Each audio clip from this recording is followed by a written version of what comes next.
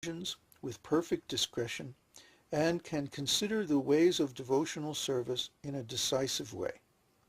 He understands perfectly that the ultimate goal of life is to attain to the transcendental loving service of Krishna, and he knows that Krishna is the only object of worship and love. This first-class devotee is one who has strictly followed the rules and regulations under the training of a bona fide spiritual master, and has sincerely obeyed him in accord with revealed scriptures. Thus, being fully trained to preach and become a spiritual master himself, he is considered first class. The first-class devotee never deviates from the principles of higher authority, and he attains firm faith in the scriptures by understanding with all reason and arguments. When we speak of arguments and reason, it means arguments and reason on the basis of revealed scriptures. The first-class devotee is not interested in dry speculative methods meant for wasting time. In other words, one who has attained a mature determination in the matter of devotional service can be accepted as a first-class devotee. The second-class devotee has been defined by the following symptoms. He is not very expert in arguing on the strength of revealed scripture, but he has firm faith in the objective. The purport of this description is that a second-class devotee has firm faith in the procedure of devotional service unto Krishna, but he may sometimes fail to offer arguments and decisions on the strength of revealed scripture to an opposing party. But at the same time, he is still undaunted within himself as to his decision that Krishna is the supreme object of worship. The neophyte, or third-class devotee, is one whose faith is not strong and who, at the same time, does not recognize the decision of the revealed scripture. The neophyte's faith can be changed by someone else with strong arguments, or by an opposite decision. Unlike the second-class devotee, who also cannot put forward arguments and evidences from the scripture, but who still has all faith in the objective, the neophyte has no firm faith in the objective. Thus he is called a neophyte devotee. Further classification of the neophyte devotee is made in the Bhagavad Gita. It is stated there that 4 classes of men, namely those who are distressed, those who are in need of money, those who are inquisitive, and those who are wise, begin devotional service and come to the Lord for relief in the matter of their respective self-satisfaction. They go into some place of worship and pray to God for mitigation of material distress, or for some economic development, or to satisfy their inquisitiveness. And a wise man, who simply realizes the greatness of God, is also counted among the neophytes. Such beginners can be elevated to the second-class or first-class platform if they associate with pure devotees. An example of the neophyte class is Maharaj Dhruva. He was in need of his father's kingdom, and therefore engaged himself in devotional service to the Lord. Then, in the end, when he was completely purified, he declined to accept any material benediction from the Lord. Similarly, Gajendra was distressed and prayed to Krishna for protection, after which he became a pure devotee. Similarly, Sanaka, Sanatana, Sananda, and Sanat Kumara were all in the category of wise saintly persons, and they were also attracted by devotional service. A similar thing happened to the assemblage in the Naimisharanya forest, headed by the sage Shaunaka. They were inquisitive, and were always asking Sutta Goswami about Krishna. Thus they achieved the association of a pure devotee, and became pure devotees themselves. So that is the way of elevating oneself. In whatever condition one may be, if he is fortunate enough to associate with pure devotees, then very quickly he is elevated to the second-class or first-class platform. These four kinds of devotees have been described in the 7th chapter of Bhagavad Gita, and they have all been accepted as pious. Without becoming pious, no one can come to devotional service.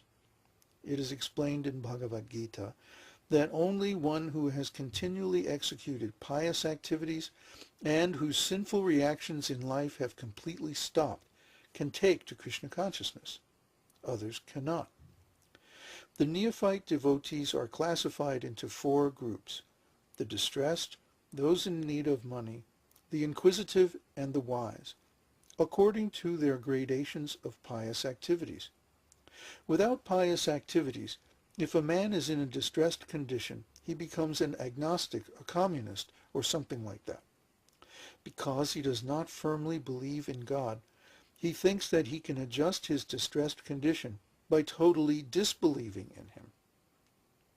Lord Krishna, however, has explained in the Gita that out of these four types of neophytes, the one who is wise is very dear to him, because a wise man, if he is attached to Krishna, is not seeking an exchange of material benefits. A wise man who becomes attached to Krishna does not want any return from him, either in the form of relieving distress or in gaining money.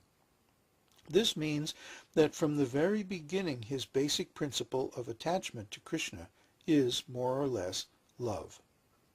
Furthermore, due to his wisdom and study of the Shastras, scriptures, he can understand also that Krishna is the Supreme Personality of Godhead. It is confirmed in Bhagavad Gita that after many, many births, when one becomes actually wise, he surrenders unto Vasudeva, knowing perfectly well that Krishna, Vasudeva, is the origin and cause of all causes. Therefore he sticks to the lotus feet of Krishna and gradually develops love for him. Although such a wise man is very dear to Krishna, the others are also accepted as very magnanimous, because even though they are distressed or in need of money, they have come to Krishna for satisfaction. Thus they are accepted as liberal, broad-minded mahātmās. Without being elevated to the position of a jnani, or wise man, one cannot stick to the principle of worshipping the Supreme Personality of Godhead. The less intelligent, or those whose intelligence has been taken away by the spell of Maya, are attached to different demigods on account of the influence of the modes of nature. The wise man is he who has thoroughly understood that he is a spirit soul and not simply a body. Because he realizes that he is spirit and Krishna is the Supreme Spirit, he knows that his intimate relationship should be with Krishna, not with this body. The distressed and the man in want of money are both in the material concept of life, because distress and need of money are both in relationship with this body. One who is inquisitive may be a little above the distressed and the man in need of money, but he is still on the material platform. But a wise man who seeks Krishna knows perfectly well that he is spirit soul, or Brahman, and that Krishna is the Supreme Spirit Soul, or Para-Brahman. He knows that the spirit soul, being subordinate and finite, should always dovetail himself with the infinite and Supreme Soul, Krishna. That is the relationship of the wise man with Krishna. It can be concluded that a person who is freed from the bodily concept of life is an eligible candidate for pure devotional service. It is also confirmed in the Bhagavad Gita that after Brahman realization, when one is freed from material anxieties and can see every living entity on an equal level, he is eligible to enter into devotional service. So let's take a closer look at this verse in Bhagavad Gita 7:16. Chaturvidha bhajante mang jana sukritir norjuna arto jignasur atarti jnani cha bharatar sabha. O best among the Bharatas, Arjuna, 4 kinds of pious men render devotional service unto me: the distressed, the desirer of wealth, the inquisitive, and he who is searching for knowledge of the Absolute. So here are 4 kinds of pious men. Notice that Krishna calls them pious men, not transcendental devotees. So that means they're still on the material platform. The exact word that Krishna uses is sukritinaha. Sukritinaha means those who have executed some pious activities in the past, and now they're getting the results as a blessing. A blessing is something that seemingly just drops out of the sky. Some good luck, some good fortune, extraordinary, unusual, amazing, good fortune. But actually, these are due to one's own pious activities in the past. This is why the first thing that a spiritual master does is